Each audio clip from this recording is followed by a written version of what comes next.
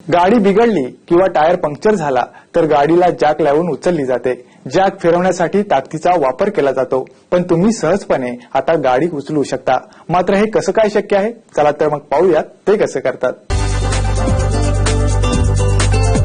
गाडी पंक्चर झाली किंवा बिघडली तर जॅक लावून गाडी उचलली जाते। जॅक लावून गाडी उचलण्यासाठी ताकदीचा वापर करावा लागतो। पण आता गाडी उचलण्यासाठी जॅक लावताना ताकदीचा वापर करावा लागणार नाही। आता या व्हिडिओत पहा।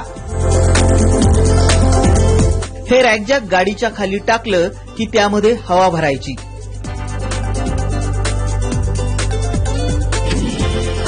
हवा भरल्यानंतर हे जॅक आपोआप वर येतं आणि गाडी उचलली जाते।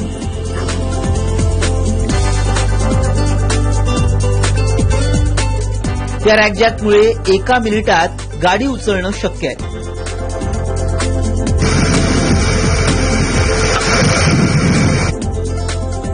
आता बघा कशा प्रकारे ही गाडी उचलली जातीये।